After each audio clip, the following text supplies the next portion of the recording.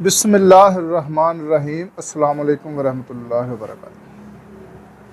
नाज़रीन, मैं हकीम खालिद महमूद नक्शबंदी मुजद्दिदी एक नई वीडियो के साथ हाज़िर हूँ और आप सबको अपने चैनल पर खुशामदीद कहता हूँ। व इज़ा मरिदतु फ़हुव यशफ़ीन, जब भी मैं बीमार होता हूँ वही अल्लाह शिफ़ा देता है। शिफ़ा देने वाली अल्लाह की ज़ात है। दवा खाने से पहले ये दुआ लाजमी पढ़ लिया करें, अल्लाह ताला फिर उस दुआ में शिफ़ा रख देता है। नाज़रीन, मौजू है मेरा इस्तरखा अंदाम नहानी। इस्तरखा हम तिब में कहते हैं ढीलेपन। जो असाब होते हैं अंदाम नहानी के, वो ढीले पड़ जाते हैं। उसकी कई सारी वजूहात होती है। उनमें से एक वजह जो है वो है कसरत मुबाशरत। अगर कसरत मुबाशरत की वजह से अंदाम नहानी ढीलापन उसमें आ गया है, इस्तरखा आ गया है, तो उसके लिए आज मैं आपको 2-3 नुस्खे बताने लगा हूँ।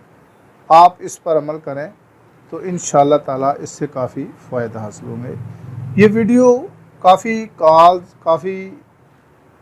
यानी कि सिफारिश पर मैं बनाने लगा हूँ।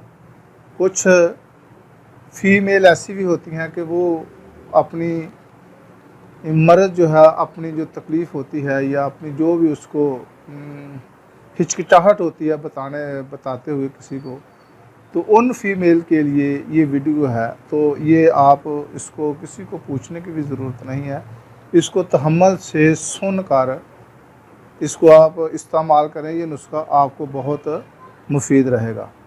तो सबसे पहले तो इसकी ये है कि कुछ रोज़ के लिए मुबाशरत करना बंद कर दें। सबसे पहले तो ये परहेज़ है। उसके बाद सुबह शाम मैं आपको एक नुस्खा बताने लगा हूँ, ये आपने इस्तेमाल करना है। ये सबसे पहले तो जो चीज़ है ये है मोचरस।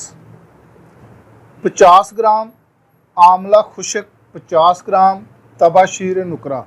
ये बांसी तबाशीर आपने लेनी है, वो 1 नंबर होती है। ये 50 ग्राम पोस्त हलीला जर्द, 50 ग्राम हुब्बुल अलास, 50 ग्राम कात सफ़ेद, 50 ग्राम गुल सुरख, 50 ग्राम गुल मखतूम, 50 ग्राम माजुए सब्ज़, 50 ग्राम नशाश्ता गंदम, 50 ग्राम पोस्त अनार, 50 ग्राम।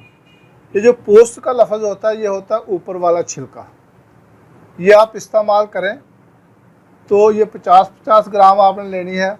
मूसली सफ़ेद 100 ग्राम और सफ़ेद मूसली स्याह ये भी आपने 100 ग्राम लेना है। और पोस्त अनार जो है ये 75 ग्राम। मैंने शायद 50 ग्राम आपको बता दिया, लेकिन ये 75 ग्राम आपने लेना है। रुब अनार शीरी, ये रुब निकालने का मैंने तरीका बताया था। अगर नहीं तो इसकी फिर अगर नहीं बताया होगा तो इसका मैं वीडियो एक लंबी बनाऊंगा, क्योंकि इसमें वो तरीक़ाकार जो है वो ज़रा थोड़ा सा पेचीदा होता है। तो वो मैं आपको बता दूंगा कि रुब कैसे इसका निकालना है।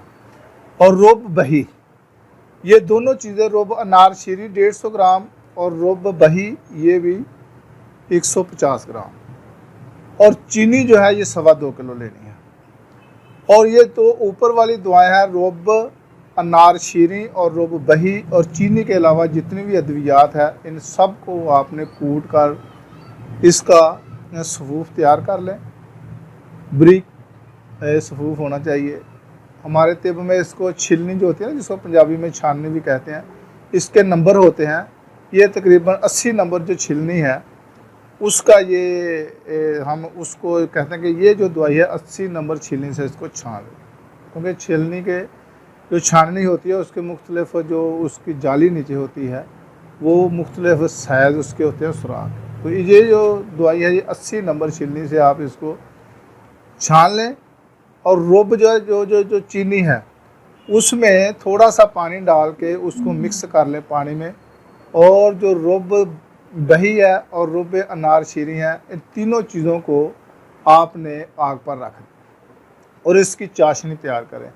जब चाशनी बन जाए तो चाशनी बनने के बाद उसको आपने आग से नीचे उतार लेना है।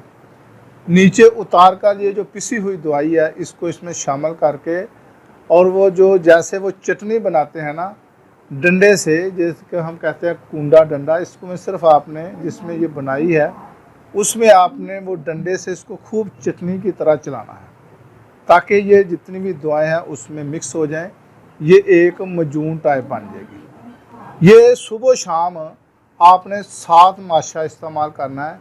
इसके अलावा 2 नुस्खे और भी हैं लेकिन ये नुस्खा सबसे आला है।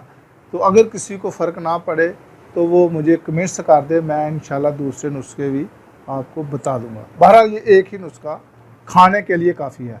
ये आपने सुबह और शाम 7 माशा इस्तेमाल करना है दूध के साथ। इसके साथ आपने गुलनार 1 तोला, पोस्त अनार 1 तोला, पोस्त के अनार के जो ऊपर वाले छिलके हैं 1 तोला, माए खुर्द छोटी माए 1 तोला, माजुए सब्ज़ 1 तोला, 2 ये चीज़ें 3-4 जो भी है, ये 2 सेर पानी में इसको खूब अच्छे तरीके से जोश देना है। 2 किलो पानी ले लें, इससे इस्तिंजा करना है।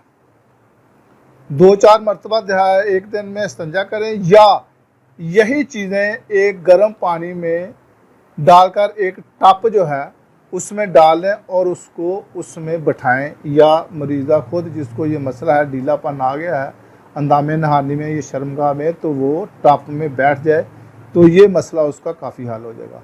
और इसके अलावा ये आपको मैंने इस्तिंजे के लिए बताया है, एक नुस्खा आपको मैंने खाने के लिए बताया है। ये जो दूसरा नुस्खा है इसका इस्तिंजा करना है या टप में डालकर इसको आपने उसके पानी में बैठना है। और तीसरा नुस्खा जो है वो है जुफ्त बलूत 1 माशा, गुल सुरख 4 माशा, जायफल 4 माशा, माजुए सब्ज़ 4 माशा, फटकड़ी सफ़ेद या सुर्ख दोनों में से कोई ले लें 4 माशा। इसको बारीक पीस लें।